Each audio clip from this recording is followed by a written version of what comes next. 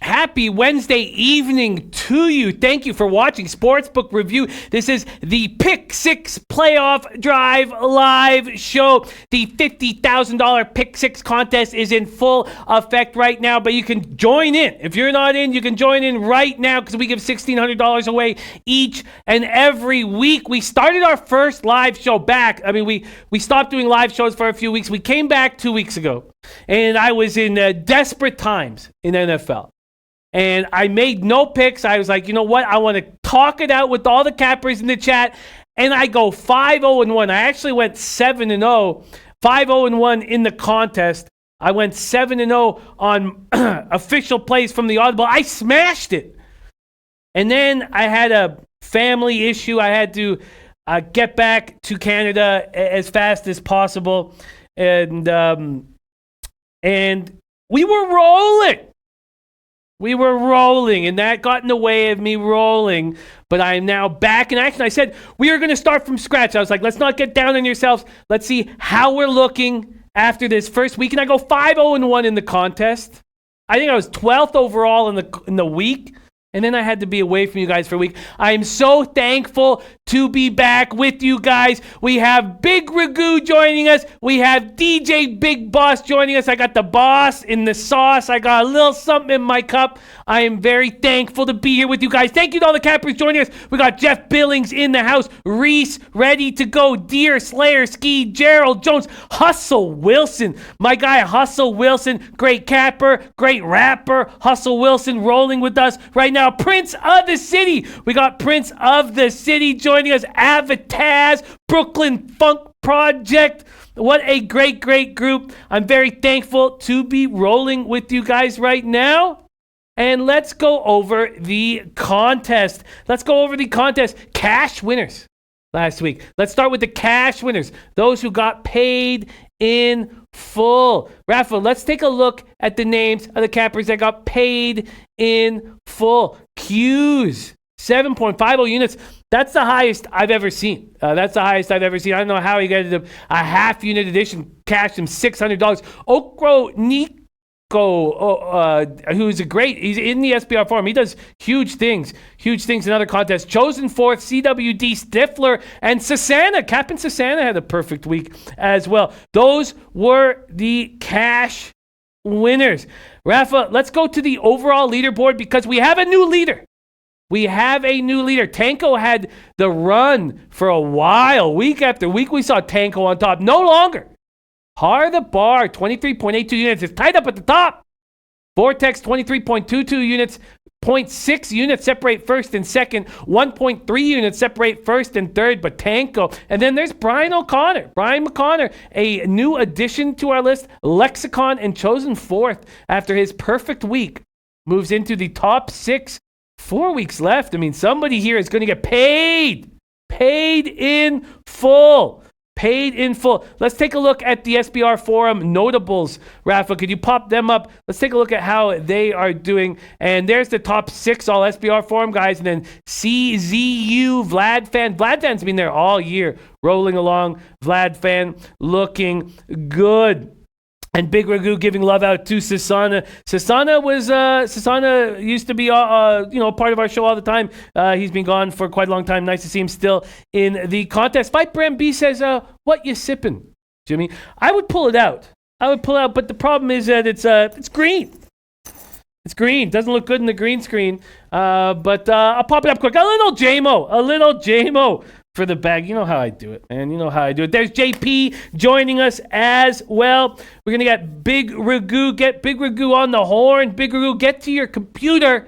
We're almost ready to rock here. Let's take a look at the SBR personalities, and Big Ragoo has stormed back into the lead. Big Ragoo has stormed back into the lead at 129, coming off a nice week. Big Ragoo, Babano, DJ Big Boss, and Natalie Rydstrom coming back to earth. I just have to beat Natalie, right? That's all I got to do. If I beat Natalie, everything's going to be fine. If Natalie keeps killing me, I moved into a nicer spot after a 5-0-1 week, and I see plus units in my future. I see plus units in my future. There's E-Walps. E-Walps in the house. So check out the Big Six Show for the first time. Thank you for joining us. E-Walps, thank you so much. And let's look. I just passed Teddy Covers. I'm gonna get the plus units. Why? Because of the cappers in this chat. But I went ahead, got cocky, and I went ahead and made my 6 picks. I should have not made any, but I'm asking Ragoo and Big Boss to have their picks ready. How could I sit here and not have mine ready? So I locked mine in as well. And Rafa, in this contest, if your 2-unit play has a pick 6, if they return an interception for a touchdown, you get 600 bet points. 600 bet points. Let's take a look at what teams had pick 6s in this last week of action. There you go. Nebraska, Temple, Auburn, UAB, Hawaii, and then in the National Football League, the Kansas City Chiefs and the LA Rams. Kansas City Chiefs and the LA Rams. There you have it. They're the goods. Now let's bring in the guys that are succeeding in this contest. Big Ragoo and DJ Big Boss. We got to get you guys back in the top 100. Let's welcome our guys to the show. I would introduce Big Boss first, but he's no longer first on the personality list. Let's give respect when it's due. And Ragoo's at the top of the list right now. Climbing. Let's welcome our guy, Big Ragoo, 62, to the show. Ragoo, how you doing, my man? You can't keep a good man down. That's all I got to say, all right? I'm back on top where I belong. I'm doing fantastic. Back on top where you belong. Great to have you, man. I missed you guys. Very thankful to roll with you guys. Now let's bring in DJ Big Boss. He was about to crack the top 50. He was closing in on the top 10. He was closing on the cash.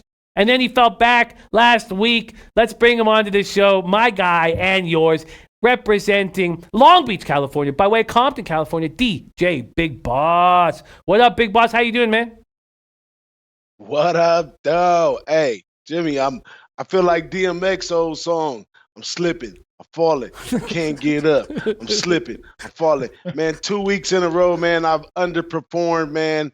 Still haven't caught me for an offer, but it was some tough games, some bad beats, man, some exciting stuff in college football. I'm living on the edge right now, but I'm going to regroup and whoop and change my game and study a little harder this week to jump back in this contest and get back on first, because I didn't know it was even a thing that you had to be in the top to go get introduced first. But now that I know it's a thing, look here. This is Macho Man Randy Savage. I'm going for the top spot. Oh, I love it. It's a lot of pressure. But I love it. There are the guys. We got some more cappers joining us. Brooklyn Funk Project, Ewald, Prince of the City, JP, Reese, A. Hilly, Kevin Taylor, first time joining us. Love it. Thank you, guys. We got Damon in the house. Damon Santori ready to get to work. And let's do exactly that. We have all locked in our pick 6 action, and we have a lot of time to talk about it. I want to go with our 2-unit plays, bang, bang, bang, and we'll start in that direction. I've had the privilege of perusing the 2-unit plays from our guys. Big Ragoo leading the way. His 2-unit play is a giant college football game this Saturday. Ragoo, take it away. Your 2-unit play. Let the guys know who you on. The purple and gold. LSU, baby. All right. A few months back, I was touting this team pretty hard as one of the best teams, if not the best team in college football. And things have come to fruition for them, obviously. They've had some tough looks. They could put up a lot of points. And I think Georgia's going to be up against it. We know Georgia's a quality team, but Georgia has a little issue early in the game. They've lost their top receiver, suspended for the first half, and the top running back is a little banged up in this spot too. And Fromm, he's been questionable. There's 3 times his team has scored less than 21 points, And if they don't get off quick, I think LSU is going to jump out ahead, and they're going to be having a hard time playing catch up because Georgia's not built for that. I mean, they scored 30 points a game, but LSU scores a lot more. And LSU's defense has been playing really good of late too. So I'm all in on LSU. That's my look for that game. All in on LSU. Reese says, I like it. I'm on LSU. Got futures on them as well. The 2-unit banger from Big Ragoo, LSU -7 at -111. 2-unit banger. JP liking Georgia team total under first half. Georgia team total under first half. And Chris Brady on the other side saying LSU Georgia over 55, but he loves LSU at -7. Love having you on there in the chat, Chris Brady, my guy. Okay. We've heard from Big Ragoo leading the charge what his 2-unit play is. And DJ Big Boss leaves NCAA football and moves to NFL for his 2-unit play. Big Boss, take it away. Your 2-unit play in this week's Pick 6 contest. Now, look here, ladies and gentlemen. The type of contestant that I am, I don't put too much emphasis in the 2-unit play. Sometimes it's just a forced play. Sometimes I just throw it on there wherever I have to throw it on there. This was my last pick on the card, and I had not made a 2-unit play yet. So, bam, here it is. 2-unit play on my Niners plus a couple points against this Aints team that we must beat for a lot of reasons and coming into this playoff. This team here on the 49ers is fired up. I thought there would be a young group that would fall off eventually, but this team right here, they got that fire. They want to beat somebody. They are one of the best defenses in the NFL right now, and they should rattle the Saints up big time. Breeze has been rattled plenty of times before by young guys moving all over the line. I think the Niners get in there on defense and rattle. I kind of lean the under kind of hard too, but I'm putting it all on my shoulders. Half my family's from New Orleans. All the people from New Orleans love the Saints. It's a big thing in my household right here. So since I got to ride with it on my shoulders anyway, I'm going to go ahead and make that my 2-unit plus point 49ers. Let's get it. And I like the hat, Jimmy. Oh, I love that you're on the Niners. So we broke down all these games on the Audible, and this is the most exciting game for me. Let me pull up my notes right now. I said on the show that I was leaning towards the over. And we saw the market go down from 45 down to about 44.5. There were a couple 44s. And when I talked about liking the over, Whale Capper said his concern is what if the Niners completely shut down this Saints offense, which is possible. So I said, well, the team total over 20.5 looks beautiful. It was at -120. Niners team total over 20.5 -120. But I only had 5 minutes between the Audible and betting with the bag. So then I do betting with the bag. I talk about liking the team total over. Then after betting with the bag, I go to bet it, and it's already gone up a point. I bet it at 21.5, but we know how big a number, 20.5 to 21.5. It can be a big number.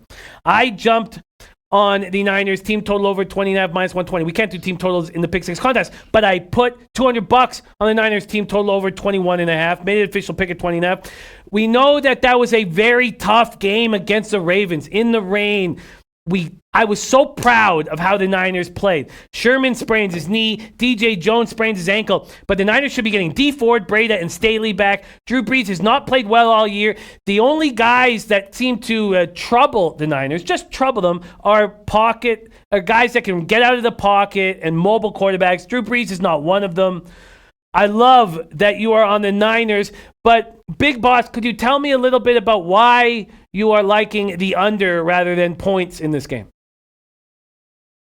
I've been watching the Niners all year. I've been closer on the total than the side the whole year, and it seems as though when they play big teams like the Ravens and the Rams, those kind of stout teams, they play a slow-paced game. They let the defense do the talking on the field, and that's how they win games. When they play younger teams that want to, throw the ball around a little bit and have fun, like maybe Cleveland or the Cardinals, something like that, they play that type of game as well, and they can score a lot of points. So I usually take the over when they play a younger squad, and I take the the under when they play a more stout squad. And then look at the number right here. We already sitting on a number that's pretty much leaning towards the under. If they were looking at it to be an over game, it would be probably at like 46 or 48. But this is gonna be in New Orleans, in the Superdome. That's on turf. Usually that means a lot of speed, a lot of scoring and stuff. But if the number is 44, they telling you right there that they understand that the Niners are going to come in here on the road game, trying to win this one for home field advantage in the playoffs, and they're going to take their time and let their defense do the talking. I love this game. I'm so excited about this football game. I'm a little concerned about the Niners on back-to-back road weeks, but they've handled that okay this year. I need to hear Big Ragoo. Before I go into my two-unit play, I need to hear Big Ragoo's take on this Niners-New Orleans game. New Orleans opening up at -3.5, now 2.5s across the board. This total open at 45. 44.5 at Pinnacle, 44 at 5 Dimes, and Bookmaker, Heritage, Intertops, Bet365. Big Ragoo, what do you think about this Niners-Saints game? Do you have a lean or a move on a side or total here? Only thing I'm not crazy about is the Niners having to make that back-to-back road trip. That could get a little tricky for them there. But then also the number being 2.5 for the Saints, I figured it might be a little bit more, at least a field goal. So that kind of opened my eye a little bit. But the total, that's not a bad look because we know the Niners are built strong defensively. They eat on defense. And the Saints are sneaky good on defense also, especially at the church on Sundays. So I would lean. I like my partner's play there. I do like the total in this game. I would stay away from the side because I think it can go either way. And if you like the 49ers, I would take a money line play. If you like the Saints, I would take a money line play both ways. So 2.5, that's a tricky spot. 2.5 is a tricky spot. Nick O says Niners stayed in Florida. They did not fly home. I love that. And remember, they did that week 1 and 2. Week 1 and 2, 2 road games. And that really set the tone.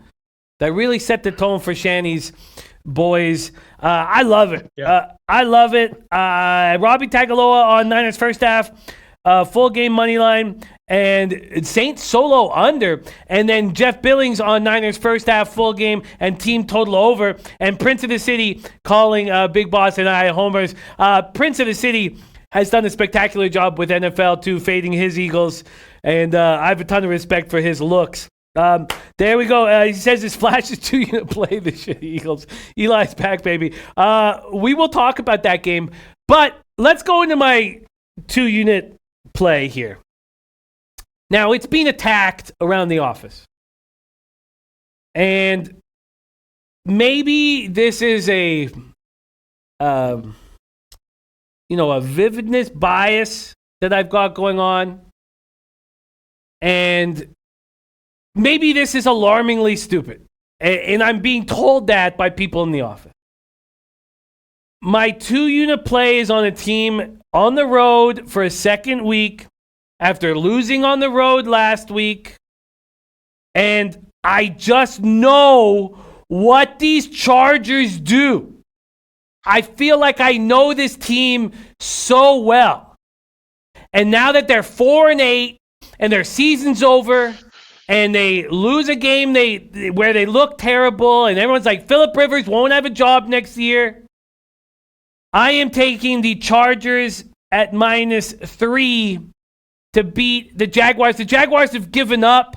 I don't care that Minshew's back in the pocket. I don't care that he's there. Derwin James is going to get a little more comfortable with another game under his belt. The Chargers are a good football team that's had a bad season. And if you go over their roster, they are so much better than the Jaguars. I made the Chargers, and I paid the juice in the contest. Now, I haven't bet it yet. I wanted to hear what you guys had to say about it, and the fact that I haven't bet it. The one bet I did bet, or the one play on my card I did bet already was the over 45 in the Dolphins game. And I didn't make that my 2-unit play. I do think the Chargers win this game by 7 points. Brooklyn Funk Project says, I'm on the Chargers this week, but Chargers best bet. Yes. The Chargers are going to go into Jacksonville after losing to Denver and win, because that's what this team does. Okay, and feel free to fire away and poke holes. Big Ragoo, let's start with you. What do you think of my look on the Chargers to take out the Jaguars as my 2-unit play? You got two teams that are going down south, literally, on the offensive side. They're looking for answers. I think Rivers, I don't think you got to worry about him next year. I think he retires after this year. That's my personal opinion. And Minshew Magic, so much for that too. But I think the Chargers are 3 points better here, just because Jacksonville's defense isn't the defense of old. And if Rivers doesn't throw any picks, then you might have a half a shot here. And Jacksonville's pass rush isn't, like I say, isn't what it used to be. He just got to take care of the ball. I mean, that's the main thing with the Chargers. If our guy could take care of the ball and not do the bonehead shit he normally does at the end of the game, and if they're playing for a win from comfort behind, they're in trouble. But if they stay out in front, I think they can manage the game and muster up a win. I would look at the total also. What's the number on the total, Jimmy? This number is at 43.5, I believe. Let me pull it out. I just moved over because I doubled up on the Hornets first half, and there's a ton of people against me, and I just had to take a quick look. The total on this game opened at 43.5. It's still there at Bookmaker, but it's 43 across the board everywhere else. What's your lean on this total? Under. My first initial thought would be under on this game here. Both offenses are struggling. They're probably averaging about 20 points. It's going to be close either way, but like I say, I would give the defense advantage to San Diego, or I keep saying San Diego, LA, and then maybe like I say, they could choose some ground up the clockwise. I think you're not going to see a lot going through the air on both sides. You're going to see a lot of Fournette. And then if they do get behind, then Minshew will probably chuck the ball down the field a little bit. But either way, whoever gets behind is going to start chucking the ball later in the game. But I see a lot of ground control first half. I like it. I like it. And Robbie Tagaloa liking the under as well. Oh, I think that's a good look. Jeff Billings liking the Chargers here. I had to go with this as my 2-unit play because this is what this team does. As soon as you give up on them, they go out and win easily. And I've just seen this year after year after year, and I had to pull the trigger, and I haven't bet it yet. I just wanted to talk it out with you guys. So let's hear what DJ Big Boss has to say about this. I'm very interested. DJ Big Boss, what do you think about this spot? Me back in the Chargers, my 2-unit play. Jimmy, I'm excited to know that you are interested in bum fights. I thought I was the only one that's in the bum fights, but welcome to the bum fights world. I'm excited for that, but I'm kind of disappointed in you as well, Jimmy, because taking the Chargers in this game right here is like aggressively going after the drunk girl at the end of the party. I mean, what will you get? Like, you might get something lethargic, not a good time or whatever, but I guess you're hoping for the best in this one. I'm hoping that you hoping that somehow you can give her a glass of water and she could regain her strength and drop her superpowers on you in this one. But I'm totally down on Phillip Rivers. Maybe, time is up for this guy. I complain about it all the time, quarterbacks with those little sidewinders, those pitcher quarterbacks. Some people like them, some people don't. I'm not an advocate of that. Ball just sometimes comes out crazy in late in games, stuff like that. You'll see in the fourth quarter on some comebacks, he'll throw a pick because of the way he drops that ball out of there. So I'm never quick to put my money on the Chargers to win the game. I tried that early in the season, I burned, but the under is definitely a way better play. The Chargers have been an under team all year. A few games has snuck over late, but for the most part, they play defense. They got a Bosa or whatever out there, just like we got over at the Niner. But they put a good pass rush together over there and do a good job on defense. But just Phillip Rivers may just be in his last days. I don't want to eat the old crusty meat in the back. I like my shit fresh, so I wouldn't advise taking the Chargers. But the total might have some action. Tell you what, Big Boss, a glass of water is not the only thing I'm going to give her. And when you look at the box score on Sunday evening, you will see a sound victory by the LA Chargers. And in September, you will see Phillip Rivers as the quarterback of the Chargers again. He's not going to go anywhere. He's got to move his house from San Diego to LA. Stop commuting to work like a clown with 9 kids. He loves commuting to work because he just wants to get away from his family. I'm going to make a move here. I'm going to pull the trigger on the bet. I do like the under as well. I don't like Big Boss telling me that it's a better look than my Chargers 2-unit play. But, man, I love it. And getting a lot of love in the chat. Big Boss, you're getting a lot of love in the chat as well. Okay, that's my 2-unit action. Some holes were poked in it. Let's move on to action on the rest of the card from our guys. And let's go to Big Ragoo because he's doubled up on a couple games. Very interesting. He's doubled up on this big Oregon-Utah game. He side and totaled it, and I can't wait to hear this breakdown. Let me just break it down as to the situation with the market right now. Yeah, I know, Reese. I'm trying so hard not to stare at that score. Let's take a look at what we're dealing with here. And it's a big game. It's Friday night.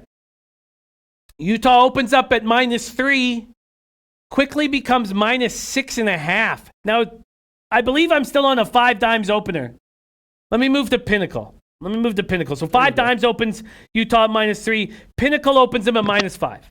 They're now -6.5. This total opens at 51 and drops all the way down to 45.5. I have to say, of all of our action, what Big Ragoo has done with his Oregon-Utah spot, I find the most exciting and the most interesting. So, Big Ragoo, I'll let you take it away. Oregon, Utah, Friday night. It's called 40 years of experience gambling. That's what it's called to start off with. You got to fade the public. Fade the public. That's it. But hold on. Okay, good. Hold on. I was hoping there was more. I dug the chorus, man. I know Boss could put some lyrics behind that chorus, but okay, take it away. There's nothing more exciting than what you've done here, total inside. So take it away. All right, number one, it's a correlation in my book. If you like Oregon, you're gonna have to like the over. If you like Utah, you're gonna like the under, right? We agree upon that to start off with? Yeah. Okay. So now, Oregon, we remember what they started off early in the season. I'm going to throw it back a little bit because I always throw at the end of the season. I tie it up with the beginning and the end because certain teams come full circle depending if they start off fast or slow, and then they kind of get that mid-range, and then they pick it back up at the end of the season. So Oregon's one of these teams here. Oregon, they had a tough beat early in the year against Auburn, and they kind of fell off the map a little bit, and they kind of caught their legs, midway through the season, very quietly here. And they're built for speed. They play solid. They play defense. They do play defense, but they're all about the speed.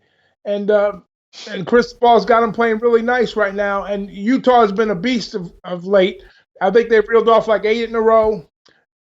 They're doing their thing up there between Huntley and Moss, the running back. That's a 2-trick pony for me.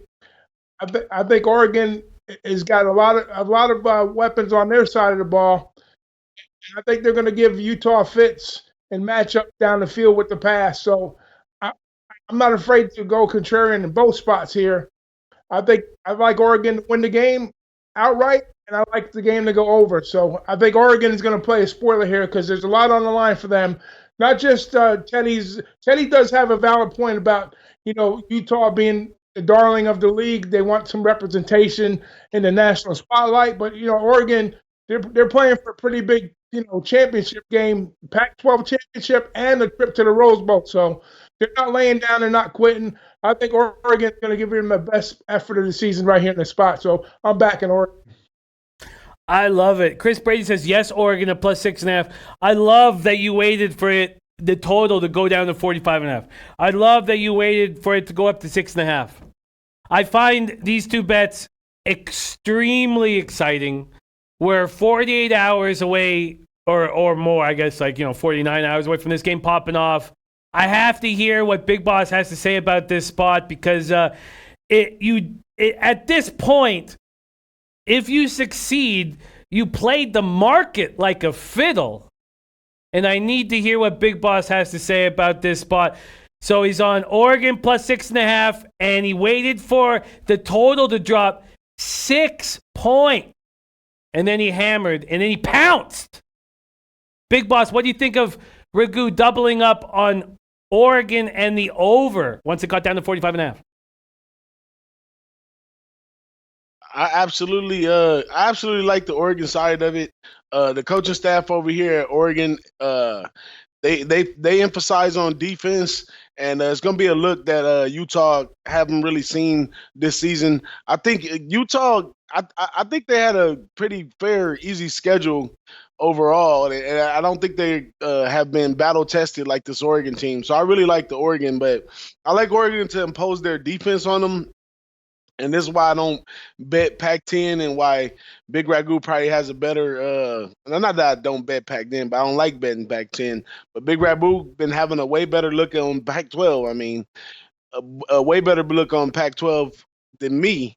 But it's probably because this spot right here, I would see this as an under game, and this probably would be like an over game in some make or fashion in compared to the pace of the two teams and stuff like that. But I expect Oregon to come here and lay the line with the defense. The offense may struggle, so I would lean under, but I definitely like Oregon right here just to spoil it all for the Pac-12. No chances of going to the playoffs, just how it's supposed to be. I find it extremely fascinating.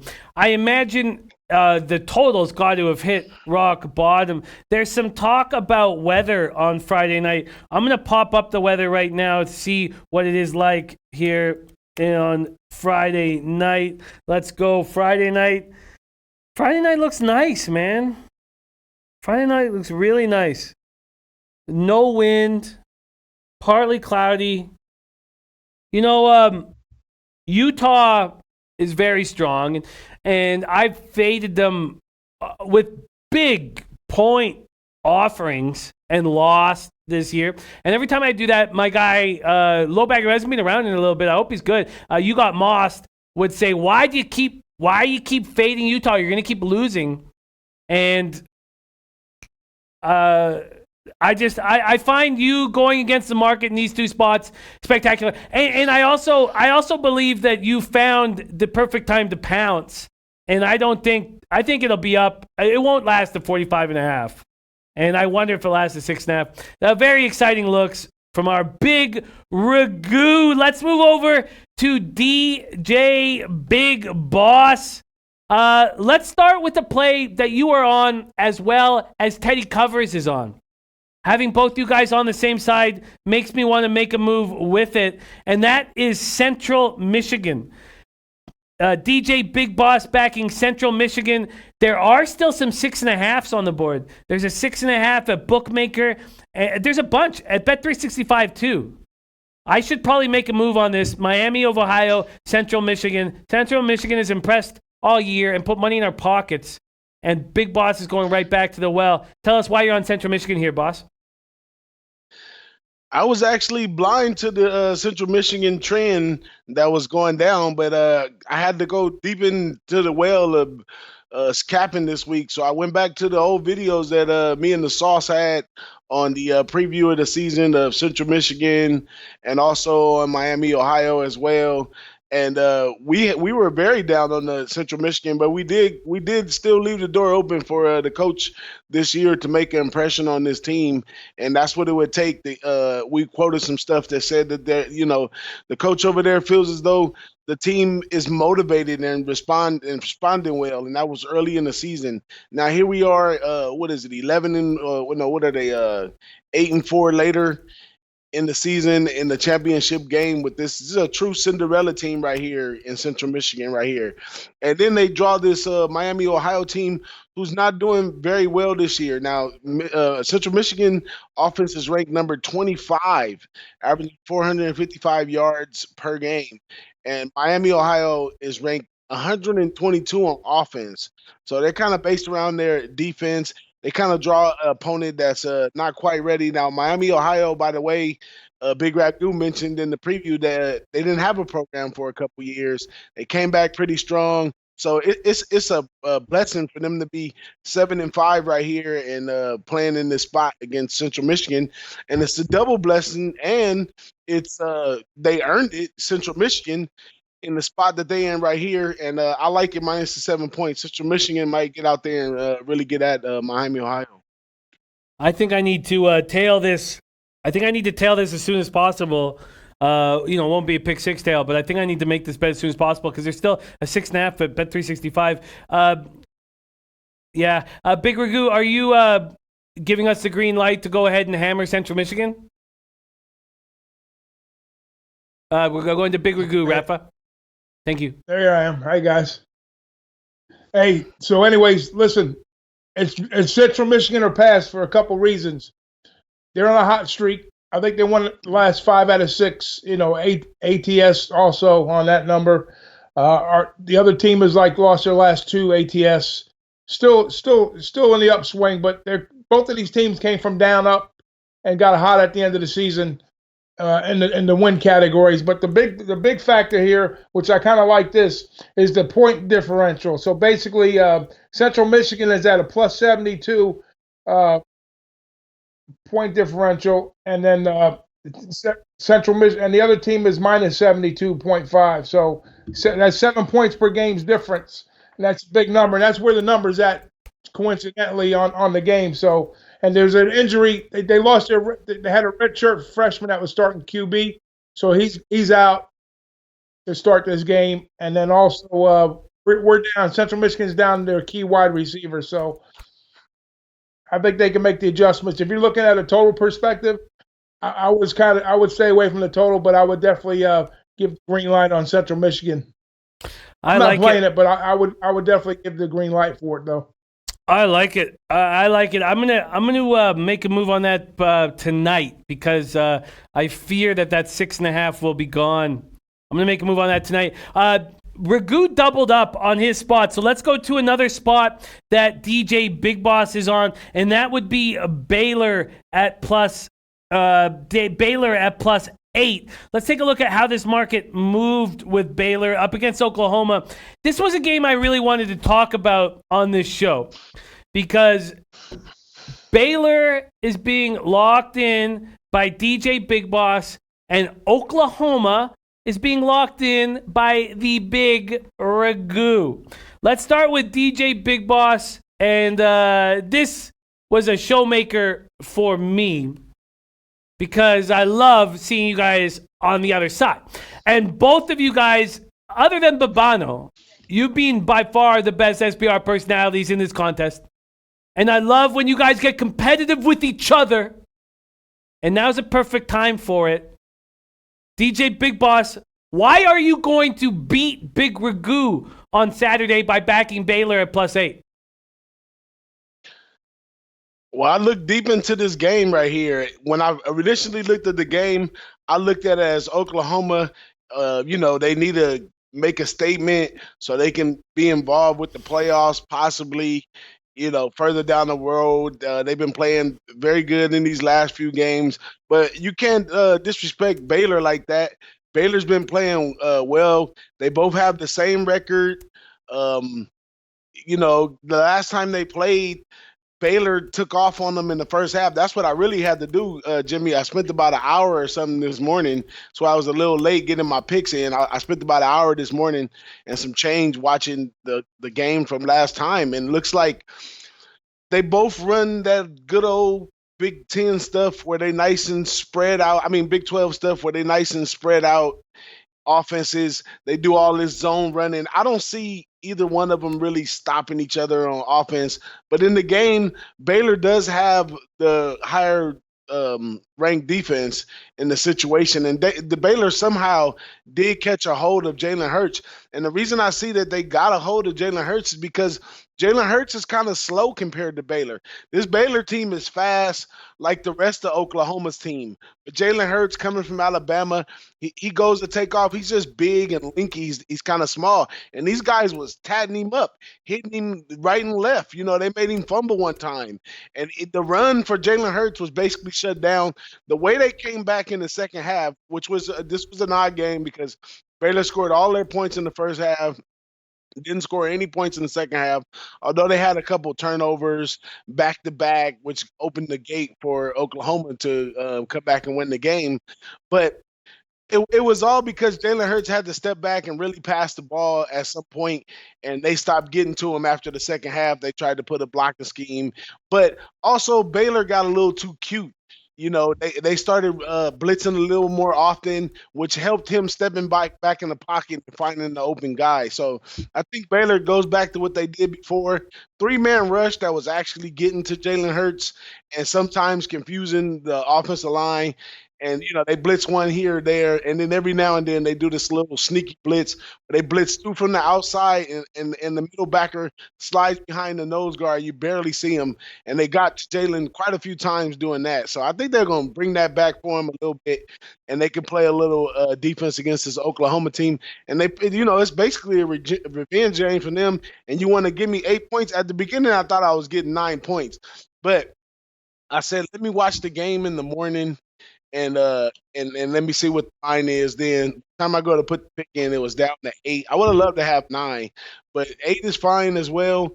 Baylor, you know, they have more seniors on their squad that's really trying to end the season on a good note. They got a lot to gain in the situation.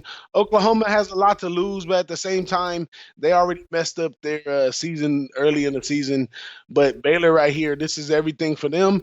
And in these grudge matches, as we've seen in some of these championship games, that the underdog plus the points ends up in the way despite the outcome. Maybe Oklahoma wins by a field goal, but I think Baylor comes to compete again in this one. This is an extremely interesting game, and the market's been so interesting. It opened 11:45 December 1st at 9, and it quickly went to 10. You could get 10 within 30 minutes. This is the joy of Sportsbook Review's odds page. You can chart exactly when the market moved. So then it got to 10. And then money started coming in on Baylor fast and furious. So at 2:08 p.m. on the first, it was at went down to plus 9.5. And then at 7:43 a.m. on the second, it got down to 8.5. And then at 9 a.m., it was down to 7.5. And then it shoots back up to 9 at 11:15 a.m. on the second. It stays there. But then it drops again down to 7.5, and this is all at Pinnacle, which I think is the sharpest book. On the 4th at 3 p.m., drops down to 7.5, and then shoots back up to 9, all over the place. Big Ragoo, could you please let us know why DJ Big Boss is wrong? Where do you want me to start? All right, here's the deal, guys. It's not simple, but I'm going to simplify it for you. It's a little complicated, but I'm going to simplify it for you. It goes like this: Jalen Hurts turned over the ball 3 times in that game. Do we remember? Put him in a big hole. So come the second half, they got right, took care of the football, made some defensive adjustments, and played a pretty damn good game with a little bit of luck involved. You know, some things had to go their way to make it happen, and they did. Now, normally in this matchup for the Big 12 championship, we're usually talking about Texas and Oklahoma. And usually the team that wins the first game loses the second game. But I don't think that's going to happen in this spot. I think Oklahoma is in a good position now. They've seen all the looks. They've made the adjustments. Offensively, I really don't think Baylor can keep up with that. They can score, but they can't score at pace like Oklahoma can. Oklahoma's very explosive. At one time, they had the leading offense, right there with LSU. Defensively, Rich, I think they've gotten a little bit better on the defensive side, linebacker play across the field.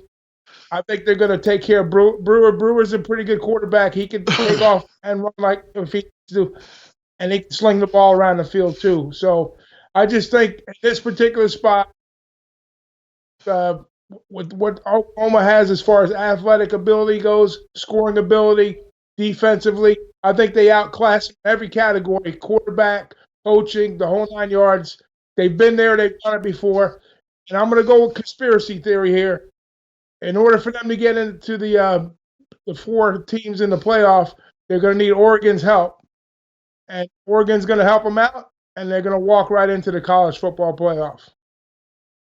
I find that extremely interesting. Your college action, I find so interesting this week. Okay, there we have it. There was the game I was most excited about talking about because I knew they were on different sides. Okay, let's go into the rest of my action. The rest of my action here in the Pick 6 contest. We won't go the rest, but we've locked in a few of their plays. So let's lock in a few of my plays, and I'm going to pull it up right now here. I want to talk about a market movement. I feel like I'm on my way to a good night tonight, too, which makes me feel good. Chris Brady says, yes, I'm with you, Big Ragoo. We got Ron Crawford in the house. Also, Jewish sex learner joining us. Chris Brady says, if Utah loses and Oklahoma wins in confidence, then Oklahoma could get in, too. And that's exactly the conspiracy theory that our Ragoo is talking about. Okay, let's talk about a spot, if Prince of the City is still with us, which I hope he is, a spot that I jumped on, and I'd love to hear you guys break down on this. Prince of the City is talking about taking the over in Colts Buccaneers if T.Y. Hilton is good to go. The Colts are beat up. They're beat up right now. I initially was somewhat interested in the Colts when I was breaking this game down. It's a must-win for them. And the Buccaneers season is sort of over, but the Buccaneers are rolling.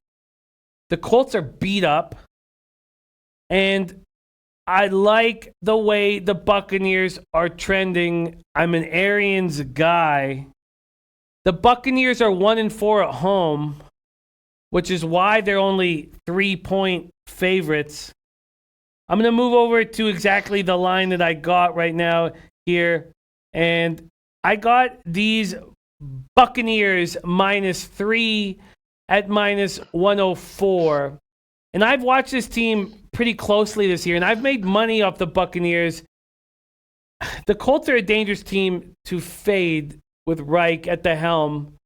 But I backed the Buccaneers this week at -3. I haven't bet them yet. Wanted to hear what you guys had to say in the chat. What do you think about me backing the Buccaneers? Let's start with Big Ragoo. What do you think of me backing the Buccaneers? That's a Jekyll and Hyde team of all teams. You never know. The Bucks can go out and score 52, or they go out and score 10. But offensively, if Jameis is rolling, if he's on that day, guess what? You're probably going to put a W in your pocket with him. Defensively, they can stop the run. They're good at that. Pass-wise, not so much. That's why you see a lot of overs with Tampa. So, I don't know. For me, it'd be a coin flip here. I would say 3. I'm usually liking a team at home, depending if it's a mediocre team or better, to lay a field goal or less. So, and Tampa, like I say, if you get the good Tampa, you're probably going to cash that ticket. If you get the bad Tampa, you might be looking at an L. So, I think, but going against the Colts and the injuries and playing on the grass field in Tampa, I would lean the Bucs in this spot. And I'm going to back the Bucs and Jameis Winston. I'd love to hear what Big Boss has to say. I'll drop another play right after this. But Big Boss, what do you think of me backing Jameis Winston and the Tampa Bay Buccaneers this week? I'm always an advocate of taking Tampa Bay at home. They have a really good home crowd, the nice stadium right there. I'm an advocate of that period. And, I was an advocate of Winston. I don't know how much of an advocate that I am of him, but you got to remember that he's probably not going to be at Tampa Bay next year. So this is his whole season right now is an application to his next financial gain or loss in his career. So I like James Winston going somewhere else, given the chance to use his height and his size, and he has a decent arm as well. He just makes pretty bad decisions, but he's never really had the line that maybe he should have deserved at some point, or the system that he deserved at some point. But I'll ride with you on that one. James Winston, Tampa Bay Buccaneers. Let's do it. I like what they're doing right now at home, and I'm going to back them. I'm going to talk about the next couple spots because they're less interesting. And I know it sounds funny, but I've got some very, very interesting looks in my NFL card, and I want to close on them. And obviously, one's in the Pats game, one's in the Ravens game. I'm very excited about talking to them. Let's talk about the games that are a little bit less interesting. I can't get paid out if I win the weekly or any, because I'm working down here in the company. You guys can get paid out because you're not down here living in Costa Rica. But the plus, we know that you need a plus number on your card if you want to actually get paid out and hit the top 6, because you could go 6-0 and not if you're just up 7 units. I found a plus spot that I took, and that's the Titans -3. I'm going to get over this whole thing about the Titans losing the games they're supposed to win because Mariota is eating popcorn. And I don't need to worry about his bullshit anymore. And Tannehill, say what you want about him. And we watched him in college. Play wide receiver. We watched him in college put his shoulder into people when it needed to happen. He's a heart and soul guy. Maybe he doesn't have the talent, but he's a guy that I trust in tough situations. I trust in most important situations. Not saying playing in Oakland is the most important situation, but I'm taking the Titans -3 at plus 105. And I'm also going to let go of the bullshit about, they lose games they're supposed to win. They win games they're supposed to lose, because that was all Mariota's bullshit. I'm going to go over to my notes here on this game. And for the Raiders, I know that Jacobs just ran for 104 yards in his last game, but I feel like he's sort of hitting the wall. I know you probably shouldn't say that after a guy has a 100-yard game, but it's very tough for a rookie to keep doing this week in and week out. Waller is being so spectacular for the Raiders. He needs to step up. I'm going to trust Vrabel in a must-win situation for Tennessee against an Oakland team that's not very good. I wish Oakland didn't just get destroyed, and that's why I almost took this off my card. Big Ragoo, I'm on the Titans -3 at plus 105. What do you think of this spot? Hey, did you bet it already? Answer that question. No, I have not bet. I've not bet. The only 2 bets I've made, I put 200 on the Niners over 20.5 points. I put 200 on the over 45 in Dolphins Jets. Okay, the reason I asked, because you said 3, and I'm seeing you can get it at the Heritage for -2.5 right now. So if you want to put it in, might be the look to get. But, yeah, I agree with you. Tennessee, different team with Tannehill. He stepped up. He's got that offense moving pretty well. Oakland is a shit show right now. They can't get out of their own way. They got some issues. There's some stuff going on there that they've got some stuff to figure out here. And Tennessee's right in the thick of things. They got a shot to get back in it. So I like them. They're well coached. They have athletes. I'm seeing them starting to run the ball with Henry. He's getting healthy. He's got a solid run game. Defensively, they're sound. So definitely, it's Tennessee or pass, but I like that play. That might be one of my plays on Sunday, especially at 2.5. I'm in. Count me in. Good call about getting them at 2.5. Great call there. By the way, the Hornets are up 8 right now. I did panic a bit with the Hornets, but I know I digressed for a second, but I didn't go 150, which is my unit size in NBA. I dropped 25 off just because I was going first quarter, first half, so I only bet 125 on each, but it looks good early. Big Boss, what do you think about me backing Tannehill and the Titans against the Oakland Raiders this weekend? Another bum fight, huh, Jimmy? You just going bum fight after bum fight after bum fight right here. And once again, you're looking for the drunk girl at the end of the party. Look, that's all you gotta do, Jimmy. When you get in the party, go right after the hottest chick. Go right after the Niner game. Go right after the New England game. Go right after the hottest chick and say, "Hey, my name is Jimmy the Bag. I like what you're doing. Let's get together." That's all you gotta do, Jimmy. You ain't gotta play around with this thing. But I don't like the look. I like Oakland, to tell you the truth. You go up to the Bay this time of year, holiday season. E40 got a new drink out. That's all it takes out there. They get to swinging them dreads and all that kind of stuff. I don't mess around with Oakland at home. They do have a defense. The offense is sporadic when they show up at the game. And a team like Tennessee, they're sporadic how they're going to act. And you got them on the road, in the Bay, in the black hole. They just getting ready for their new home. I don't trust it, Jimmy. I would probably take the Raiders in this point. I like a dog plus 2.5, but who am I to say? Oh, I don't like the sounds of that. Come on, man. I don't look for the hot chick. I look for the chick limping behind the group. That's who I look for. All right, let's keep rolling. Those are two of my plays, and not my most exciting. I kind of wanted to talk about them and move forward because I'm very excited about some other spots that I am on. Let's take a look at another spot on Big Ragoo's card. And actually, I guess, you know what? I'm going to save this spot. I'm going to save Cincy Memphis. I'm going to save it because you've doubled up on that spot, and I want to take some time with it. So I'm going to save it. So let's move over to another spot on DJ Big Boss's card. And I find this a very, very exciting look that you're on. You're on Hawaii plus 13.5 on the blue field. Please break this down for us. DJ Big Boss, why are you backing Hawaii? Why are you liking Hawaii here? It's kind of contrarian because I kind of like Boise State to win the championship right there. But this Hawaii team, they've been fighting good. They've been playing very well off on the mainland. So I like them in this right here with McDonald coming out.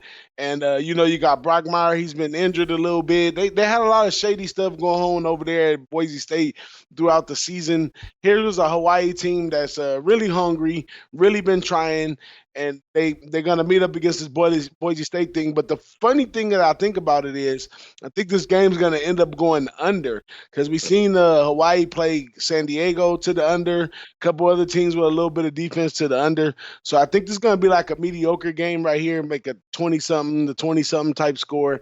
And I definitely like Hawaii to put some points up on the board against Boise State. Zachary Derrick loving your look on Hawaii. It says Hawaii plus the points is beautiful. Interesting that you're thinking about an under with this Hawaii squad. Right now, you could get that under at 64.5. Wow. Do you think, Big Boss, do you think that's a move you're going to end up getting to the window with? I just might because throughout the whole season, Hawaii's defense has been a little underrated. They have been bad at points on the mainland. They kind of play to the tempo of the other teams, but I think this defensive line that they have is pretty good. The secondary, they kind of chase and tackle, but they can maintain the game good enough for Hawaii to cover that spread. Wow, I'd love to hear Ragoo's thoughts on Hawaii and the under because it is a contrarian look. It reminds me of what you're doing with Oregon, Ragoo. What do you think of Hawaii in the under? It all depends on what Boise State wants to do with Hawaii on their defense. If they try to, ground control it and, really not go out and show too much to try to get to a big game, then I think the under might be a good look here. But Hawaii's defense is not, the best in the world, and Boise's pretty good on defense. So, and Hawaii, we know they sling the ball. So, there's no way. I'm not gonna say there's no way, but I seriously doubt that Hawaii, wins the game. We know Boise's probably gonna win the game, and this kind of plays into my next. I'll explain a little bit later on my next look when we talk about Cincinnati. But Boise has an outside chance of playing a New Year's Day game with a little help from the Memphis-Cincinnati game. So I think they're going to go out there and definitely give a good effort, to try to get that Cotton Bowl game. But as far as the total goes, I don't really have a strong opinion. I would actually say I would lean probably more to the over than the under. That's just because of Hawaii's offense and their lack of defense, and Boise can put points up also. Well, let me pull out this giant bottle of Jameson, and why don't we talk about what you're doing with Cincinnati, because it is very, very interesting and exciting. And the Oregon, what you're doing against the market move in Oregon, there's nothing more exciting than that all week. I will not hear another bet that's more exciting than everybody hammering Utah. I mean, 5 times opened Utah at 3 and moved it to 6.5. They opened up the total at 51 down to 45.5, and you going against both of those, there's nothing going to be more exciting than that. But let's talk about what you're doing with Cincinnati, Memphis. You're backing Cincinnati, which is a look that I think I might join you on. And you're also taking the under 57.5. Before I take a giant swig of this, let's get the market move up here in your spot with Cincy, Memphis. This total's been stuck at 57.5 all week. There's been no movement there. Cincinnati, it's only Pinnacle. Pinnacle's been sitting this 8.5. And they're the only book that's been doing it. The rest are at 9.5. Bookmakers at 9.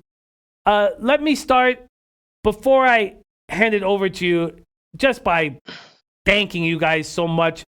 Those of you in the chat, Ragoo and Big Boss, my guys, mean so much to me. But we have no show without the chat.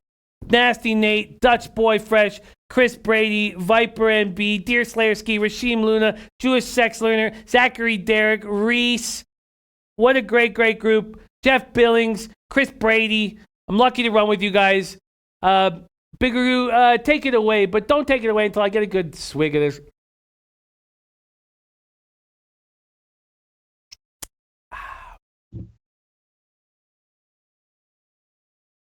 Let me take a drink with you. Hang on. Sure.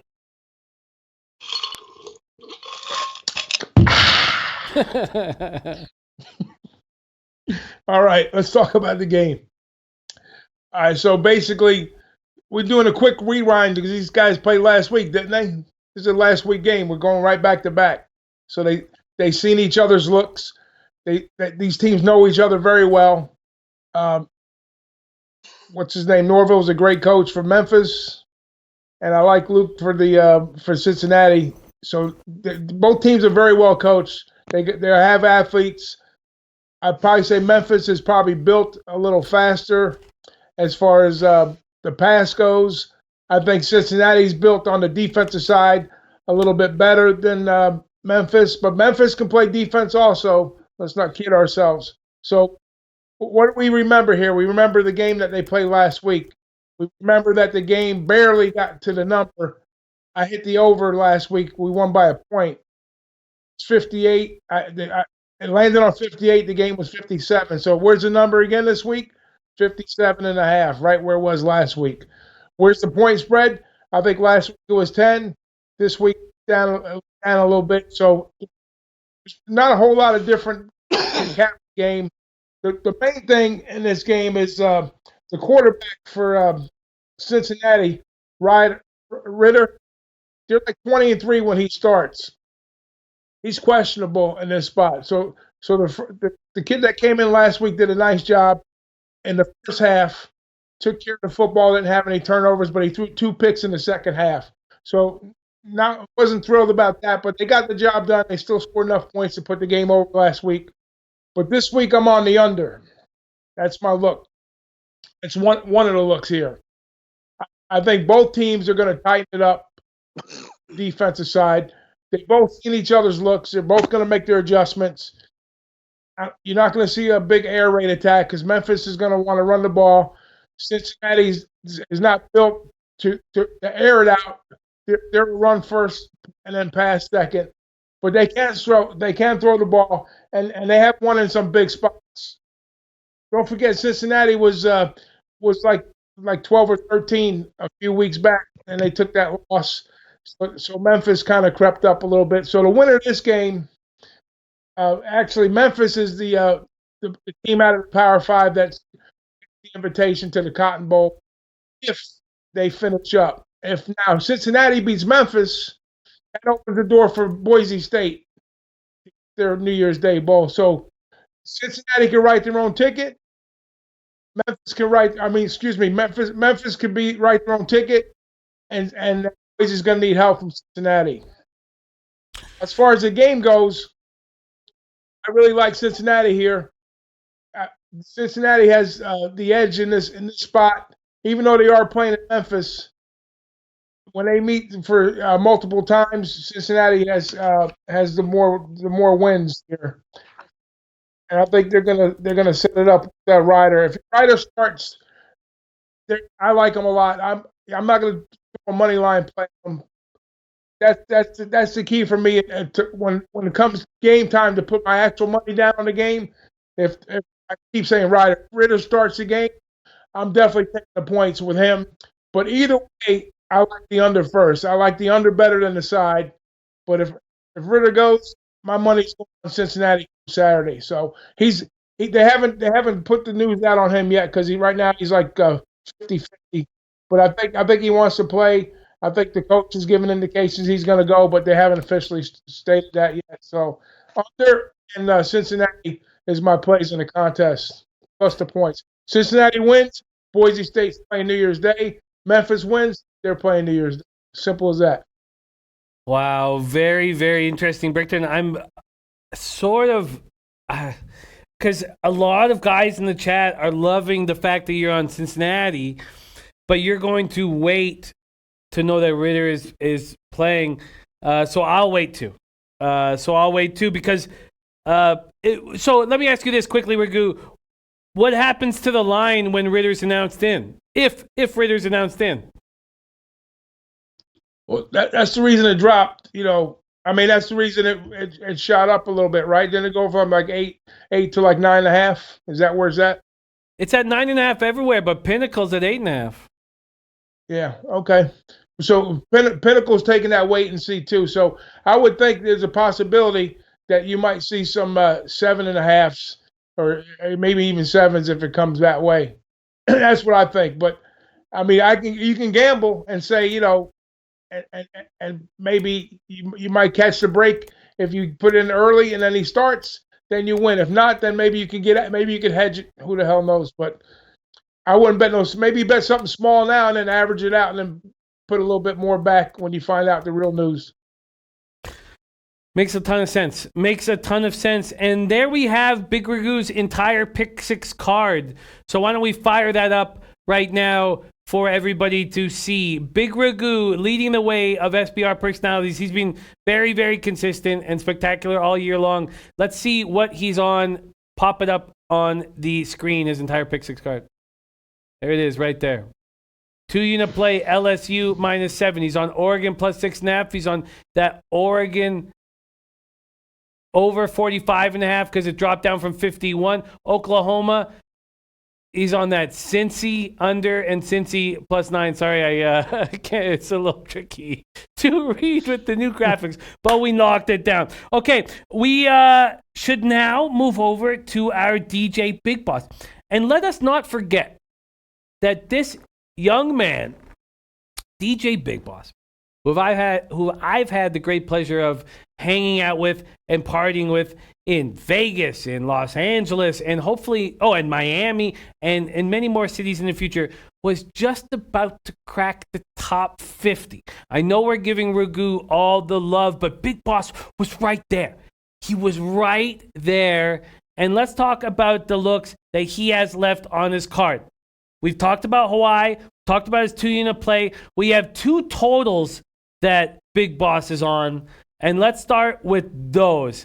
And then we'll see his whole card after that. The first total that you're on, Big Boss, is UAB Florida Atlantic over 50. Sorry, I'm keeping a titty of the NBA right now just because I'm quickly up about $225 on the Hornets first quarter, first half. half. That makes me feel very good. Let's move over to this spot that you are on. The over in UAB Florida Atlantic on the best odds page in the business Sportsbook Review odds page.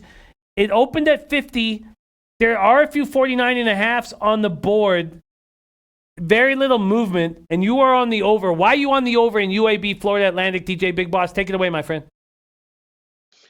It's Lane Kiffin in this one, and I think Lane Kiffin then got comfortable over here at FAU. I think he likes what he's doing over there. I think he's going to be there for a little while, and his offense is doing great over here. And I think that they continue to do great over here and put some points up on the board. Although their defense hasn't been excellent across the board. The defense opens some cracks there. UAB have been able to put points up against a lot of teams, but in the two losses that they did have, they did get shut down to like one touchdown in each one of those. But I don't think we had that situation. I think we got a defense here that's going to give them a couple points, and I see FAU absolutely scoring at least 30-plus points in this one. I just need to UAB to catch up and cover that 50. I think 50 is a small number. 49.5 is even better. A bunch of these games have went into overtime, stuff like that. I think a lot of volatility right here with taking the over opposed to being stuck to taking the under 50 on a short number in college football. That over 50 is very interesting. And I've also noticed the one guy that I cap with that has no fear at all about market moves against him is you. I mean, I would put Maxwell Smart in college basketball second probably, but you have no fear whatsoever. Like Max shows a little bit. He's like, okay, well, you show no fear. This hasn't moved. It's half point. But anytime the markets move against you, and I started talking about that with Flash, how I'm because usually when I tail somebody, I like it to correlate with something that I'm thinking and the market moving in that direction. But you've never showed any fear when it moves against you. Your next total is in this big Buckeye Badger spot. You are on the under 56.5. Everybody wants to talk about Ohio State, Wisconsin. This total opened up at 52.5 and is shot all the way up to 57 at some books, 56.5 at most books. Why do you think Wisconsin, Ohio State goes under, Big Boss? I don't see much way that that Wisconsin can score. Last game was like 33-7 or something like that. I think we had the same scenario right here. Nothing's changed in between. As a matter of fact, Ohio State may be a little more bloodthirsty right now after teams than before. But I would take just Ohio State straight up, minus the points, but the points are kind of high in a championship game. We could get Ohio State that shuts down in the second half, try to save a little energy for whatever goes on postseason. But in this spot right here, I like the under because I think we're going to have another short blowout right here, maybe 28 or 35 or something to 7, maybe 14, but it still may stay under that total right there. So I'm loving the under in this one, but I really like Ohio State a lot. I think Ohio State's one of the greatest teams in college football right now, and I'm waiting to hope that they line up against LSU and get the best of the best on both sides for a college championship. That'd be a great game. Very, very interesting breakdown. I love your guys' cards very, very much. Rafa, can we pop up our DJ Big Boss full card here? I think you guys are both going to have very profitable weeks. Can we pop up his card? There it is. There it is. His 2-unit play on the Niners. Then that UAB Florida over. Then we got Central Michigan. That's also backed by our very own Teddy Covers. Then he's going heads up against Ragoo with Baylor. And that's going to be so much fun to watch. What a great card. It's I think I'm going to be doing a lot of tailing of you guys this weekend. I like getting having a smaller amount of games for us to cap. Sometimes the amount of games in college football and college basketball can be a little overwhelming. They're not overwhelming if you focus only on one sport, but for me, we're capping all these different sports, and I find it very, very difficult at times, and I tried not to let it overwhelm me. Okay, let's go back to my action. All I want to talk about is Ravens, Bills, Patriots, Chiefs, and I'm going to wait till the end for that. I made a move on the over with the Dolphins, Jets. I've been taking Dolphins overs, and the reason why I didn't make it my 2-unit play is because we all know it's not this easy. It's just not this easy. We're not just going to cash Dolphins overs every week till the end of the season, are we? That's the only reason why I didn't make my 2-unit bet. We watched the Dolphins play. We watched Fitzmagic go out there. The first thing that's clearly happening with the Dolphins, and it was not easy not taking the Dolphins here on the spread because they believe in Flores. They're playing with pride, and they're fighting for Flores. I put $400 on the under 5.5 wins very early in the season. My first two future looks were $400 on the Dolphins under 5.5 and $400 on the Bills over 6.5. I already cashed my Bills. Thank God for that, because I was on a bit of a bad run there. We saw what the Jets have done at home, and then they go and just look awful last week against the Bengals. Red Rocket came back and whatever. Dalton is looking better other than that. Darnold is looking better other than that hiccup in Cincinnati. And I don't know how I don't hammer overs with the Dolphins and the Jets. And the reason why I didn't make it my 2-unit play is because we know these giant hotels and buildings in Vegas are built because the public loses. And I don't know why everybody's not on this over. We know gambling isn't that easy. Miami, New York Jets, over 45. Big Ragoo, what do you think of this spot? It's a tough nut to crack there, I think. Here's why. Both teams are averaging about 3 yards a rush. So they're going to have to throw the ball, number one. Both teams are averaging about 17 points a game. So what are we looking at here? We're looking at ball control, or we're looking at a team that wants to go out and become a gunslinger, which we know Fitzmagic can do and we know Darnold can do on occasion. So let's look at their last 3 wins. I don't have this. I'm looking at SBR's page. I don't have the friggin' numbers in front of me. But anyways, the game itself, on paper, you would think 44. Was it 44 or 45 points?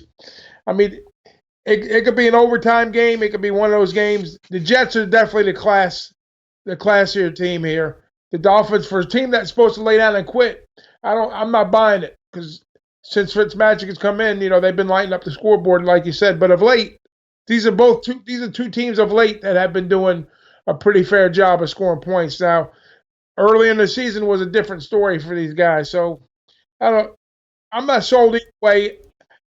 I would probably lean to the under at first look, but if you start peeling back things, you can probably see it overcoming about. They do yield points, so that's the thing about these teams. Miami's giving up about 30-something points a game, and the Jets are right about 24. So there's room for improvement for both offenses on the defensive side. And normally the Jets would be stronger on the defense, but I think they're kind of changing their look here. So we'll see what happens, Jimmy. I don't know. Good luck to you, my brother. You know what? Exactly why I didn't make my 2-unit play is your breakdown of that spot. DJ Big Boss, what do you think about me taking the Dolphins Jets over 45? Watching the Dolphins just go all out every play. I don't know how I don't take it. This is not a 49. If this was a 49 or 50, I would hum and haw. It's a 45. It opened at 43.5. You watch Fitzpatrick and the Dolphins out there, they're going for broke. They're going for broke every play, whether it be offense or defense. DJ Big Boss, what do you think about me making a move on the over in this Jets-Dolphin spot?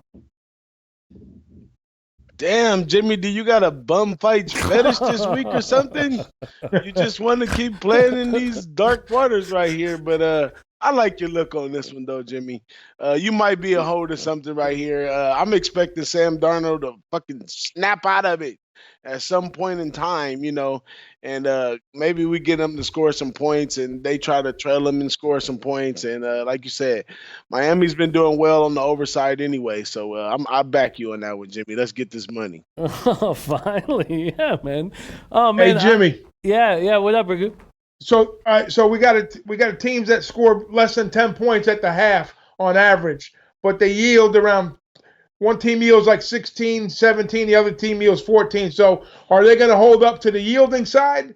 Or are they going to hold up to the scoring side? So, or are they going to get somewhere in between? So, either way, even if they meet somewhere in the middle, you're looking at 20. You're looking at maybe possibly anywhere from 20 to, let's say, 28 points. So if you get that, then you got a half a shot. Half a shot, man. Let me pull out half a sack on the table. I'm gonna get this paper, I think, on this spot. Zachary Derrick liking the Jets and the over. Rod Zawacki says Miami ain't afraid of the Jets either. Brooklyn Funk Project taking Miami plus the points. Darnell, still a rookie from USC. Whoa. Have you seen Fitz's beards lately? That's a fellow that can win. The problem is I know Fitz very well. Those of you who've rolled me for a long time, because I'm from north of the border. We're down here in Eureka, and I love it. But I'm from Canada, and we follow the Bills very, very, very closely. And I've heard Fitzpatrick scream, and it's high-pitched like a 7 or 8 year old girl. And it made me lose a lot of confidence in the Harvard graduate that he is. If you're watching the show right now and you're not in the Pick Six contest, hit the link. Hit the link at the bottom of the page. $1,600 every week, and we may have a very exciting. I'm not supposed to mention it. I can't let the Jameson mention it, but we may have a very exciting addition to the last 3 weeks to keep people excited. And I was told not to mention it, and I came so close to mentioning it. Okay, let's talk about the two big games that I want to talk about. These are the only games I want to talk about, really. We saved them for now, best for last. Big games. Bills, Ravens. Have the Ravens. Okay, how good are the Ravens? So they're power ranked number 1 everywhere. Lamar Jackson MVP everywhere. Jimmy Smith comes back from injury. Marcus Peters comes over. Now they have the best secondary. Okay, sure, they're a juggernaut. But they just played the Niners in a very, very tough game. They've been playing tough game after tough game for a few weeks. Now they come up to Orchard Park. Not an easy place to play. I know the weather is okay. But I see the Bills at +6. I want to make a bet on them. I have not yet. I want to badly. Unless you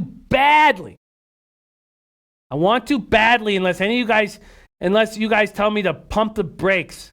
I want the Bills this weekend. I want them bad. Now, if I wanted them bad, I would already probably bet them. I took the Bills +6. Paid the juice in the contest to -117. Big Ragoo, should I pump the brakes or should I hammer these Buffalo Bills? You probably got two of the hottest teams in the league right now. So, and one's playing at home in a friendly environment. The other is going to come on the road. Two well-coached teams. Two teams that are they both love playing for the coaches. I can tell you that. And I like McDermott's style. So. And I like Harbaugh too. So two clashing styles here. 6 points is a good premium at home in a week-to-week league.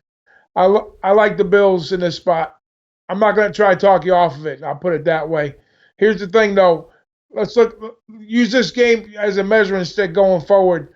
Now, if Buffalo takes care of business at home against Baltimore, and of course they're going to meet up with the Pats down the road. And the Pats got murdered by the Ravens here. But we know the Pats have their issues, and we're going to talk about that game next, I presume. So to answer your question, I would take the +6 at home. You got two quality teams, different looks. McDermott's a hell of a coach. They got athletes on defense. I think they find a way to kind of keep the game within one score. So I like that look. Buffalo pass for me. Oh, I like it too so much. And then Jeff just fucking burst my bubble saying I love Ravens first half, full game, team total over. Look, I've seen it. Now, I'm 40. Just 40. And I have the pleasure of running with cappers older than me and more experienced than me. And I've just seen teams, and I'm not going back to 92, 93, but I've seen teams go into Orchard Park and just, how many times have we seen the Patriots go in there and just not look as good as they've been looking from week to week? And Big Ragoo says it's a week-to-week league. God, I want the Bills +6. And Jeff Billings, I don't want you to take me off this. DJ Big Boss, what do you think about me backing the Bills in this spot? Fade the public. Fade the public. I'm loving the Bills in this one right here. They build enough BS around Lamar Jackson that the Bills should come in here with some good defense and come up with a plan to contain them this week. When you get good like that in the NFL, you get a bounty out on your head. This guy got to get a bounty put out on him right now. These guys going to be aiming to take Lamar Jackson out of this game. That's all they have over there to really keep it going is Lamar Jackson. So shut him down and you get a chance to win the game. I put the 6 in my pocket too. Let's take the Bills. I'm with it, Jimmy. Yeah, man. Okay. That's how you break it down. I'm gonna pull the trigger on the Bills. I'm gonna pull the trigger on some of these spots tonight. Okay, final game on the card. The most exciting game on the card. My last spot on the Pick 6 contest. And that would be, I know, it's so funny. I'm afraid to say it out loud. I'm on the Kansas City Chiefs +3 in Foxborough because fuck them Pats. Fuck them Pats. Fuck them is right. They're not that good. Their record does not explain the type of football team they have. They're not able to stretch a defense. They have no big playability. And we talk about the Patriots defense.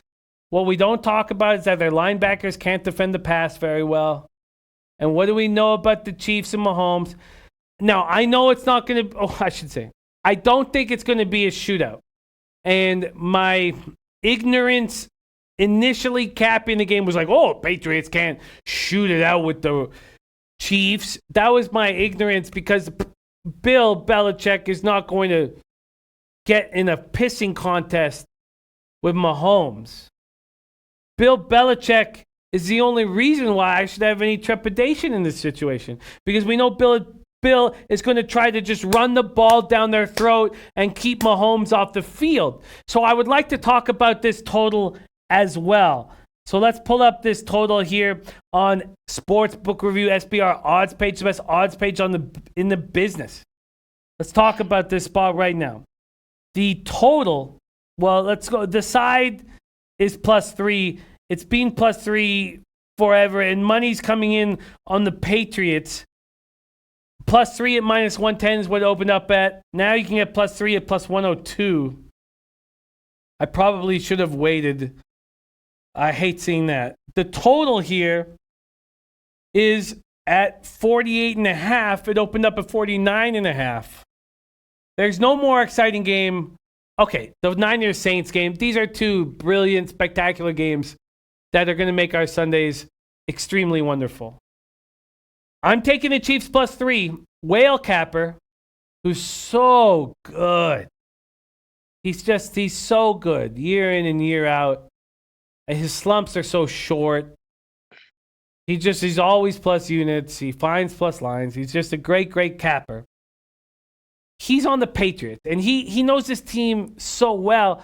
When we all met at IFBC, actually, Ragoo wasn't there, IFBC in Vegas, but Big Boss and Trot Wham, I got to spend my first time hanging out with you guys. Trot Wham won the poker tournament, the SBR poker tournament. His whole plan, Whale Capper's plan, was to fade the Patriots the first 4 weeks of the season. That worked out beautifully. Now he's on the Patriots. He believes in Belichick. I sit beside Flash all day long. He believes in Belichick. He believes in the Patriots. Patriots aren't going to lose 2 games in a row. Belichick's not going to. Don't bet against Teddy Covers. When Teddy Covers wants to bet against the Patriots, he just lays off. He just stays off. Fuck that bullshit. Let's stop being safe. I'm on the Chiefs +3. And I'd love to hear your breakdown of side and total. Let's start with Big Ragoo. Them fucks, they took my money the past 2 weeks. The Patriots did. They laid an egg last week, and you can't blame it all on. You're not going to blame Brady.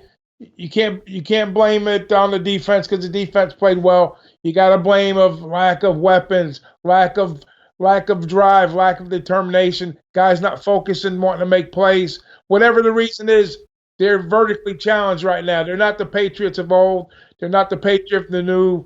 The Patriots that suck right now on the offense. So they're gonna have tough time putting points on the board if they don't start making consistent plays up the field instead of this little dink and dunk shit that they can't catch the balls anyway. So defensively, they're going to be there. Maybe not so much against the middle linebacker play against Mahomes, but they're gonna stop the run, and they're gonna have to stretch. They're gonna definitely have to stretch them out a little bit to get some points up. So that's where the game is going to be for KC. KC is going to have to execute the pass down the field to put points on the board, and New England is just going to have to figure out a way to put points on the board. So I would definitely lean with Kansas City. I'm not scared to bet Kansas City against New England. I used to have a rule of thumb: anything less than a touchdown in Foxborough, I'm on New England automatically. But I got to ask myself this question right now: is New England good enough to get a W at home in Foxborough? If they are, then lay the points with them. If not, then bet against them. I'm not scared of them because they're proving they can be beat. So, and Andy Reid's a good coach. He'll figure out a way. He'll come up with a scheme, just like Belichick. I would probably be more interested in the first half bet versus a full game bet in this spot. But I know you can't do it in the contest. But I would look at the Chiefs in the first half and then possibly bet the Patriots in the second half. Last week, I bet the Patriots in the second half, laid 5.5, and the fucking kicker missed the first field or extra point of the game, or if a second half, and they won by 5 points in the second half. So, anyways, I'm very aggravated with New England right now. That's a team that cost me money and burned a hole in my pocket. So, fuck the Patriots. Oh, man, love the passion. God, there's no more exciting game than this. And I wish we could break them all down, but there's no more exciting game than this. It's funny that you mentioned Chiefs first half because Teddy talked about that as well. There's Dan Kelly. Dan Kelly in the house. Dan Kelly joining us. And I told you guys Sean McDermott is a real deal. Bills will be AFC #1 seed. Oh, Dan Kelly, Joseph Gomez, Eddie Obasolan. The team is coming together late in the night. Man, I wish I could just hang here for the next 2 or 3 hours and pour drinks all night. But I got a full card to cap. You know I wake up at 5. Well, actually, I wake up at 4:40. I'm at work at 5:05 just so I can get these cards. Ragoo, before I move over to DJ Big Boss, Zachary Derrick saying Pat starts slow. Big Ragoo, if I gave you a free play on the total at 48.5, what would be your bet? Under the 48.5. Because Belichick is going to run the ball down their throat and keep Mahomes off the field? Yeah, they're going to. Listen, both teams are going to have struggles late and a little bit early. So the game's going to develop in between the second quarter and the third quarters where the game's going to happen. Late in the game and early in the game is going to be a slow burner. They're not going to want to turn the ball over. Belichick's going to want to run the ball. KC's not going to want to turn the ball over deep down the field. So it's going to be a cat and mouse game early, and then whoever has the lead is going to try to hold on to it late. So under's the play. Chris Brady says yes, under. Quickly, Ragoo, what do you think about Mahomes in cold weather? I mean, it's going to be sunny, but it's going to be about 32 Fahrenheit. It's going to be freezing and slight wind, 6 miles per hour. What do you think about Mahomes in the cold? Not even worried about it. I'm going to make moves. God, I love seeing you guys in the chat. AU rockin', Rod Zawacki, Eddie Obasolan. I wish we could talk about the Rams. We don't have time. We got to put a bow on this bad boy. But I need to hear our DJ Big Boss talk about the game of the week, Chiefs-Patriots. Now, Patriots were plus 700 at the beginning of the year. and I didn't pull the trigger on them. I rarely take teams. Okay, let me step back a second. A mistake I made 10, 15 years ago, and it's a funny mistake. You guys might laugh at my ignorance because it's a pretty ignorant move. I almost would always take the team that just won the Stanley Cup or World Series. I would almost always take them. I would almost always have their ticket in my pocket to win the following year. And it was just a vividness or a recency. It was a bias. It was just my subconscious messing with my head. And I learned that 10 years ago, and I stopped doing it. And that was the only reason why I didn't take the Patriots at plus 700. And the first 5 weeks of the year, I was like, why did you not put the Patriots at 7-1 in my pocket? Now I feel good that I didn't. I did put the Chiefs in my pocket to win the AFC and to win the Super Bowl. DJ Big Boss, this is the game of the week. I know a lot of college football fans will say it's not, but this is the game of the week. Chiefs, Patriots. I'm on the Chiefs plus 3. I'm uncomfortable with the total, but I find it very intriguing that Ragoo likes the under. How are you handling this spot on Sunday, DJ Big Boss? Boom, check it out.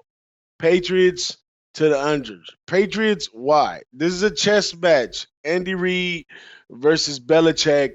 Nothing but a pure chess match.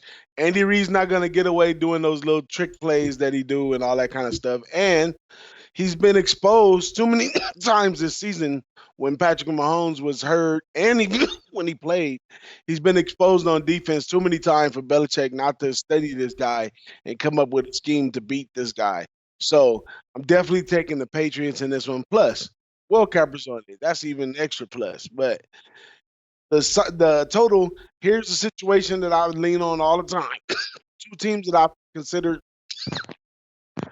I consider them being equal. You know, they're about equal, the Chiefs and the Patriots. They both have supreme coaches, decent quarterbacks. They have their flaws on defense. Their offense can be very good or they can be mediocre.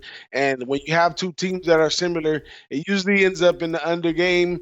Reason being is they play at the same tempo and pace in practice, you know, the defense, the offense, so forth and so on. So I'm taking the under in this game, and I'm taking the Patriots. I probably lean a little harder to take the Patriots.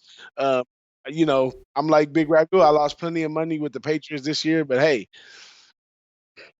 can't slide away from it right now. Maybe we getting the best value we got all year. Here's our rebate on the Patriots. So take the Patriots minus 3 points. Yuck. Yuck. Fucking yuck. I don't like hearing that. Joseph Gomez says somebody get DJ Big Boss some honey sucrets. These guys care about you, boss.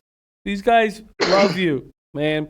Honey sucrets for you, man. No, not ass sucrets. You got honey sucrets. I had to pull the trigger on the Chiefs, man. I love what Deer Slayer Ski said. Pats don't have the pieces for a chess match anymore. The Pats don't have the pieces for Belichick to fucking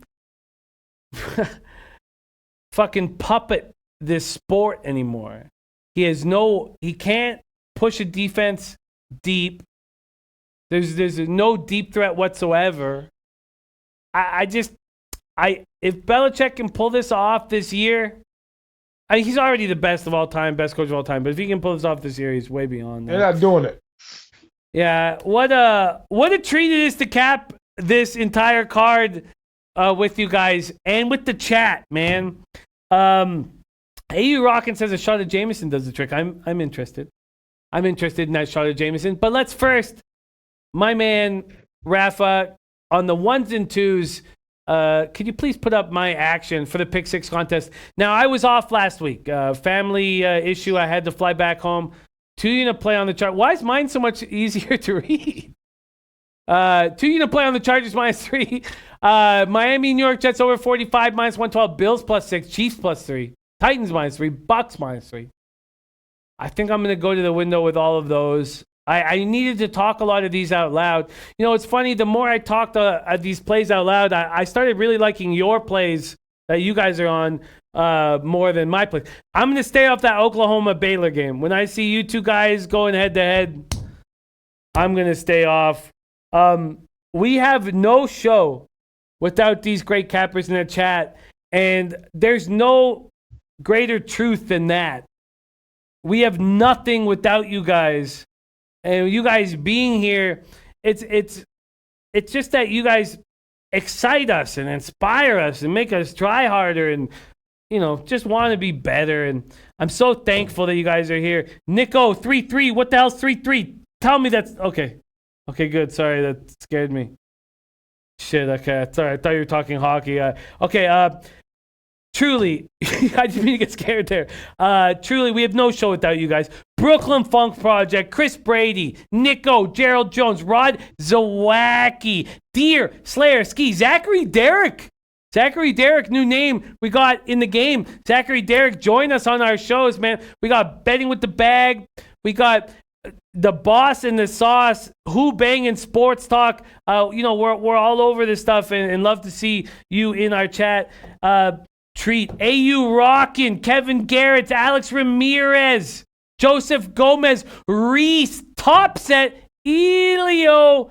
Love seeing you, Elio. Jeff Billings.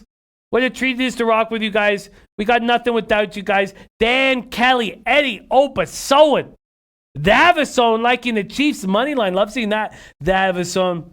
Thank you guys so much for joining us every Wednesday night. We only have a few weeks of this left because we're only doing it during the regular season, and we want to get a bigger show. We want to get a bigger crowd. So thank you guys for watching. Big Ragoo, any last words for these great cappers in the chat and those watching at home? Don't forget to tune in every day like our low baggers do, twice a day to check out Betting with the Bag. Come back and see us next Wednesday. And then check out DJ, myself, and Babano and Drew Martin on Saturdays, the closing line, 11 o'clock. That'll be our next show. We'll be doing championship Saturday breakdown of all the college games this weekend. But love and respect to the chat. There's no better show on this channel than the Saturday closing line spot on college football. It's a must watch. DJ Big Boss. Any last words for these great cappers, my friend? Yo, stay tuned to all we do. Follow me, DJ. We're missing your mic, Big Boss. We're missing your mic. Your mic's a little high. Oh. Check. Hey, yo, make sure you follow me on Twitter, DJ BIGGBOSS. Get all the latest information about the Boss and the Sauce, the Pick Six Show, the Closing Line, Who Bangin' Sports, all that good stuff, man. And shout out to the chat for pulling up and hanging out with us. We appreciate that. And if you haven't joined the Pick Six, it's not too late. Go ahead and join us right out strong for these last 3 weeks. We got lots of more contests coming up. Get involved now. Get your SBR Pro so you can get paid. Yeah, man. The SBR Pro does the Pro. All it takes is a $100 donation to the Sick Kids Foundation. $100 donation to Sick Kids Foundation. It's just a donation to Sick Kids, and then you get a ton of perks. You earn bet points. You open up books with bet points. You get bigger bonuses with the bet points. So a great call, DJ Big Boss. At DJ Big Boss on Twitter. At Big Ragoo 62 on Twitter. And I'm at Jimmy the Bag on Twitter. And we do a lot of work on Twitter. God, I love this shit. And I want to be doing this more. I got to wake up so early. So the one night a week that I really, really get to sit back is Wednesday nights with the Big Ragoo and DJ Big Boss. On behalf of these two great guys, Rafa on the ones and twos, everybody at Sportsbook Review, thank you guys so much for watching. Let's have a big week. 2 weeks ago was our first live show back. I went 7-0 on the show, on my show, 5-0-1 on the Pick Six contest. I expect that shit to continue. Let's get that cash.